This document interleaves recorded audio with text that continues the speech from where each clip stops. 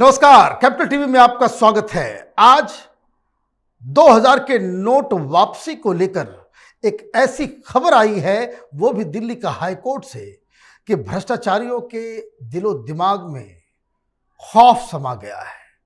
अगर फैसला बदल जाता है या फिर फैसला उस तरीके से आता है जिस हिसाब से पीआईएल डाला गया है, तब यकीन मानिए कई सारे लोगों को हार्ट अटैक होने वाला है। देश के तमाम भ्रष्टाचारी नेता, पुलिस वाले, जिन लोगों ने 2-2 हजार रुपए नोट का भंडार अपने घर में पहाड़ बना रखा है, ये सब के सब सड़क पे आ जाएंगे। इनके पास भागने का कोई रास्ता नहीं मिलेगा। और ये क्यों हुआ?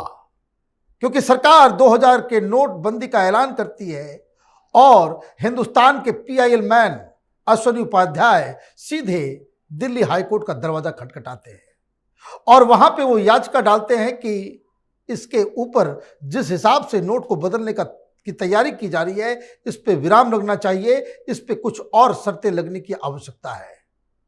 कोर्ट का फैसला आज आया है, रिजर्व कर दिया गया है, लेकिन सीधे कोर्ट से अश्विनी उपाध्याय जी हमारे साथ मौजूद हैं। आपका बहुत बहुत स्वागत है। आपके पीआईएल से तो हड़कंप मचा हुआ है, क्या हुआ कोर्ट में आज? देखिए, ये मनीष जी आरबीआई का नोटिफिकेशन है, 19 मई का नोटिफिकेशन है। मैंने आरबीआई के वकील को उन्हीं का नोटिफिकेशन पढ़वाया। आरबीआई के नोटिफिकेशन के पैरा नंबर 2 में लिखा हुआ है कि 31 मार्च 2018 को 6,73,000 करोड़ 6.73 लाख करोड़ 6,73,000 करोड़ रुपए 2000 की नोट चल रही थी 31 मार्च 2018 को। वो कम होते होते 31 मार्च 2023 को मात्र 3,62,000 करोड़ बची है। यानी पिछले 5 साल के अंदर 3,11,000 करोड़ रुपया गायब हो गया, तिजोरियों में चला गया, डंप हो गया, तहखानों में चला गया। ये आरबीआई का नोटिफिकेशन खुद ही कह रहा है। My God. तो मैंने कहा, जब आपको ये पता है कि 3.25 लाख करोड़ के आसपास 3,11,000 करोड़ सर्कुलेशन से बाहर हो गया है, तो आपको तो ऐसा काम करना चाहिए कि वो 3.25 लाख करोड़ वापस पकड़ा जाए। भाई, भारत में सीबीआई, ईडी, इनकम टैक्स, जो दुनिया भर की एजेंसीज हैं, यही काम तो करती है ना, काला धन निकालती हैं, पकड़ती हैं, ढूंढ रही है, शराब घोटाले में ढूंढ रही है, पैसा कहाँ गया। तो मैं ये कह रहा हूं कि जब आपको खुद ही पता है कि 3.25 लाख करोड़ सर्कुलेशन से बाहर हो गया, इसका मतलब वो किसी न किसी के तहखाने में बैठा हुआ है। फिर आप ये नोटिफिकेशन क्यों ला रहे हो कि नहीं, आप जाओ बैंक में, आपको आईडी प्रूफ नहीं देना है, आपको स्लिप नहीं भरनी है, वहां कोई रजिस्टर में आपको साइन नहीं करना, आपको मोबाइल नंबर नहीं बताना, और पैसा दो और पैसा ले लो। मैंने आज हाई कोर्ट में कहा, इस तरीके की नोट बदली, ये नोटबंदी नहीं, नोट बदली, करेंसी एक्सचेंज, ये दुनिया में पहली बार हो रही है। न कभी भारत में हुई ऐसी नोट बदली, न पूरी दुनिया में हुई। अमेरिका में भी करेंसी एक्सचेंज हुआ था, तो बाकायदा अकाउंट में जमा किया गया था। भारत में 2016 वाला जो नोटबंदी हुई थी, जिसके बाद ही 2000 की नोट आई, उसमें भी या तो अकाउंट में जमा करना था, और अगर अकाउंट के बाहर भी जमा करना था, जिन लोगों के पास पैसा नहीं, अकाउंट नहीं था, तो बाकायदा वहां पे आपको अपना आधार लेके जाना था, राशन कार्ड लेके जाना था, कोई न कोई एक आईडी प्रूफ लेके जाना था, ओरिजिनल लेके जाना था, और बाकायदा वहां रजिस्टर पे एंट्री होती थी, मोबाइल नंबर नोट किया जाता था। ये प्रोसेस 2016 में था। तो इस बार वो भी नहीं है। इस बार वो नहीं है। क्यों नहीं है? मैंने कहा 2016 और 2023 में सबसे बड़ा अंतर तो ये आया कि 48 करोड़ जनधन खाते खुल गए। 48 करोड़ जनधन खाता हमेशा गरीबों का खुलता है, तो कोई ये भी नहीं कह सकता कि गरीबों के पास बैंक खाता नहीं है। 48 करोड़ खाते खुल चुके हैं।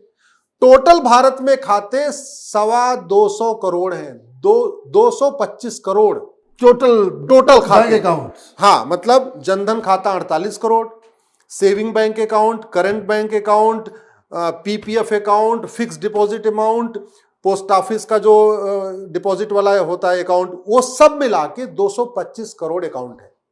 मैंने आज दिल्ली हाई कोर्ट में वहीं पे जज साहब से कहा, हमने कहा 30 करोड़ परिवार है, 130 करोड़ बैंक आधार बन चुका है, यानी हर परिवार के पास 3-4 आधार है। तो कोई ये भी नहीं कह सकता भाई मेरे पास कुछ दिखाने के लिए है नहीं, मेरे पास कागज है। 30 करोड़ परिवार है, 225 करोड़ खाते खुल चुके हैं इसका, और 48 करोड़ जनधन खाते खुल चुके हैं, जो दलितों के खुले, आदिवासियों के मतलब ऑलमोस्ट सबके घर में हर जगह बैंक अकाउंट है, सब बैंक से जुड़े हुए। फिर ये सारा का सारा जो नोट बदली हो रही है, ये बैंक के जरिए क्यों नहीं हो रही है, अकाउंट के जरिए क्यों नहीं हो रही, बाहर क्यों हो रही है? और बाहर भी हो रही है तो अप्रत्याशित पहली बार ऐसा हो रहा है कि नहीं आपको आधार भी नहीं दिखाना, डॉक्यूमेंट भी नहीं दिखाना, मोबाइल नंबर भी नहीं देना, रजिस्टर में एंट्री नहीं करना, फिर सर्कुलेशन कैसे होगा? अब ये बताइए कि आपने जो याचिका डाली उसमें क्या क्या मांग आपने रखी है? हमने ये मांग किया है कि इस नोटिफिकेशन में एक तो जो पहला ये कह दिया कि या तो आप खाते में जमा करिए या आप बदल लीजिए, ये बदलने वाला ऑप्शन बंद होना चाहिए, केवल और केवल खाते में। आखिर शराब घोटाले का पैसा कैसे पकड़ा जाएगा?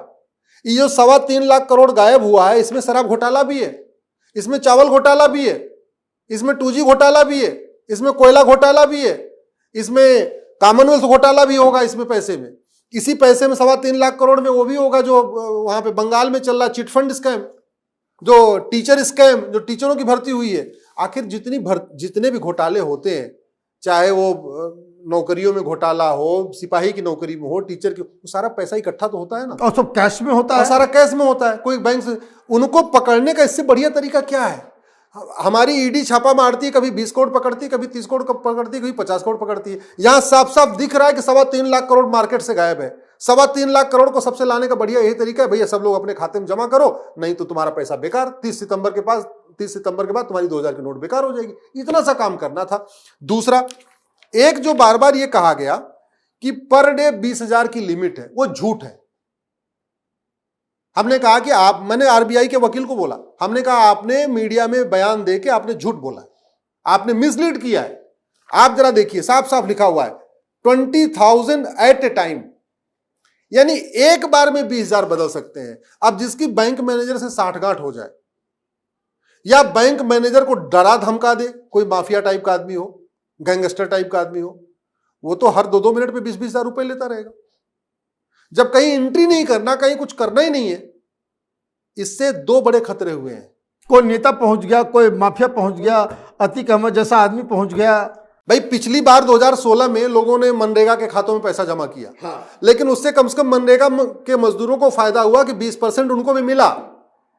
1 लाख जमा करते थे तो 20,000 उस मजदूर को दे देते थे, 80,000 रुपए लेते थे। चलो 20,000 हमसे काले धन में कम से कम कुछ तो पैसा मजदूर को मिला, गरीब को कुछ फायदा फायदा हुआ। सही बात। इस बार तो कहीं कोई है ही नहीं है, खाते में जमा ही नहीं करना है। इसका मतलब जो भ्रष्ट बैंक कर्मचारी हैं, अधिकारी हैं, उनकी तो बल्ले बल्ले हो गई। वो 20% लेंगे, नोट बदलते जाएंगे। लेकिन जो ईमानदार है, जो नहीं करना चाहता, उसके सर पे कोई बंदूक रख के बदलवाएगा। तो वो कानून है, कोई आप कह भी नहीं सकते कि हम नहीं करेंगे। आपको रजिस्टर मेंटेन ही नहीं करना।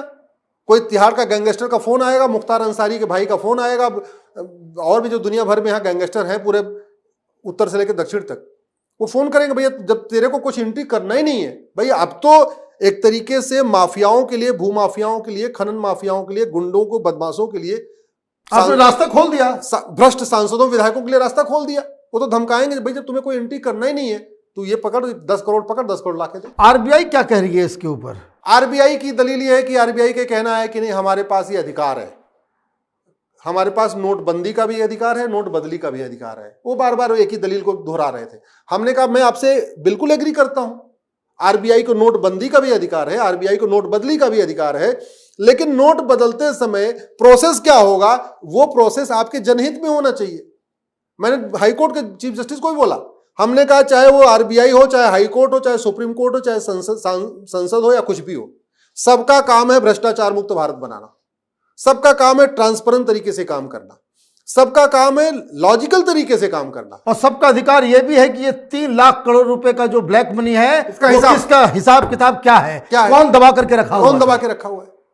तो मैंने कहा कि ये बताओ मैं आपके अधिकार पे तो चैलेंज ही नहीं कर रहा हूं, मुझे केवल एक कारण ये बताओ कि आपने ये जो डॉक्यूमेंट पहले मांगा 2016 मांगा है, उसको वापस क्यों ले लिया।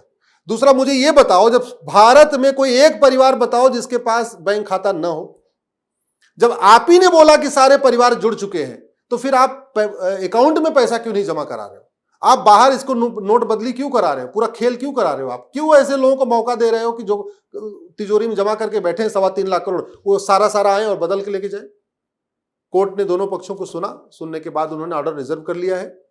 और मैंने तो लास्ट में ये भी बोला कि हमने चीफ जस्टिस को, अगर ये फैसला मेरे खिलाफ है, जब भी आप ऑर्डर सुनाएंगे तो प्लीज जल्दी से आप फैसला सुनाइए, क्योंकि इसको मैं सुप्रीम कोर्ट तक ले जाऊंगा।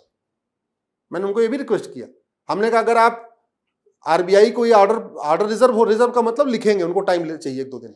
हमने कहा आप ऑर्डर में अगर आरबीआई को डायरेक्ट कर रहे हो कि भाई ठीक है आप सारा का सारा अकाउंट से ही पैसा बदला जाएगा, तब तो ठीक है। लेकिन अगर आप मेरे खिलाफ फैसला दे रहे हो तो प्लीज आप 1 दिन के अंदर फैसला दे दीजिए, क्योंकि इस फैसले को हम सुप्रीम कोर्ट में चैलेंज करेंगे। क्योंकि ये जो आरबीआई का काम है, ये जो नोटिफिकेशन है, ये पूरी तरीके से मनमाना है, इलॉजिकल है, इररेशनल है, आर्बिट्रेरी है पूरी तरीके से। कहीं इसका मतलब कोई तर्क इसका बन नहीं रहा कि क्यों 2023 में जहां 225 करोड़ बैंक खाते हैं, 48 करोड़ जनधन खाते हैं, सबके पास सब परिवार बैंक से जुड़े हुए हैं, वहां पे बैंक के खाते में पैसा जमा कराने की बजाय आप कैश जो बदलवा रहे हो, किसको फायदा कराने के लिए आप कर रहे हो? ऑब्वियस सी बात है कि जिनके पास वो दबा हुआ है, जो लोग 3 लाख करोड़ रुपए का नोट जो है घर के अंदर बंद करके रखे हुए हैं, उनको ही फायदा पहुंचेगा। मनीष जी, इसमें सबसे इंपॉर्टेंट बात है कि 2016 में तो बाकायदा जो अदला बदली हुई थी अकाउंट के बाहर भी, उसमें भी बाकायदा रजिस्टर मेंटेन था, आधार नंबर नोट किया गया था, मोबाइल नंबर नोट किया गया था, आइडेंटिटी प्रूफ का सब कुछ नोट किया गया था और ओरिजिनल मांगा गया था। इसके बावजूद बहुत बड़ी मात्रा में खेल हुआ था। और 2000 के नोट तो आम लोगों के पास है ही नहीं। ये तो सिर्फ धनाढ़ किस्म के नेता, भ्रष्ट अधिकारी, भ्रष्ट नेता, भ्रष्ट सांसद, भ्रष्ट विधायक, जो घोटाला करने वाले लोग हैं, उनके पास है। उन्हीं के पास। तो ऐसे में फिर ये मतलब इलॉजिकल है। आरबीआई बस ले दे के केवल एक ही जवाब, नहीं हमारे पास अधिकार है, हम बदल सकते हैं, ये पॉलिसी मैटर है, पॉलिसी मैटर है, कोर्ट को इंटरफेयर नहीं करना चाहिए। ले दे के वो 2-4 पुराने जजमेंट साइट कर रहे थे, ये पॉलिसी मैटर। हमने कहा पॉलिसी मैटर रेशनल होना चाहिए, पॉलिसी मैटर लॉजिकल होना चाहिए, और जनहित में होना चाहिए, और ट्रांसपेरेंट होना चाहिए, और अकाउंटेबल होना चाहिए। ये थोड़ी कि मनमाना आप कर दोगे, किसके फायदे के लिए कर रहे हैं आप? चलिए, मैं तो ये भी रिक्वेस्ट करता हूं कि इस मामले में आपने इस पे चर्चा किया है, मैं चाहता हूं पूरे देश में सब लोग इस पे अधिक से अधिक चर्चा करें, इस वीडियो को अधिक से अधिक शेयर करें, जन जन तक ये बात पहुंचे। और मैं तो ये भी रिक्वेस्ट करूंगा कि इस वीडियो को आप लोग देख रहे हैं, अपने अपने सांसदों को टैग करके पूछिए कि भाई ये मनमाना तरीका क्या है, आवाज क्यों नहीं उठा रहे हैं? भारत में 5,000 सांसद विधायक हैं, टोटल सांसद विधायक 5,000 है। उनका काम भ्रष्टाचार मुक्त भारत बनाना है कि नहीं है? ये क्यों नहीं आवाज उठा रहे? अपने आप को ईमानदार कहने वाले भी इसमें शांत बैठे हुए, उनको भी सोचने बहुत बढ़िया, ये तो सोने पे सुहागा हो गया। कहते नहीं बिल्ली के भाग से वो चीका टूटा। वो कट्टर ईमानदार लोग भी जो है चुपचाप बैठे हुए। कट्टर ईमानदार पिछले बार तो बहुत सारा पैसा फंस गया था। हाँ, लाओ इस बार ग्रेटर कैलाश के बिल्डिंग में। इस बार जो है कोई प्रॉब्लम नहीं है। आपका बहुत बहुत धन्यवाद। और पूरा देश आपके साथ इस मुद्दे पे खड़ा है कि देश में जो 2000 के नोट दबा करके बैठे भ्रष्टाचारी है, ये कौन लोग हैं, इनका चेहरा, इनका नाम, इनका पूरा पता, ये देश के हर नागरिक को मालूम हो, ये जानना उनका अधिकार है। आपका बहुत बहुत धन्यवाद। अगर आपको ये वीडियो पसंद आया तो आप इसे लाइक करें, शेयर करें और कैपिटल टीवी को सब्सक्राइब करें। धन्यवाद।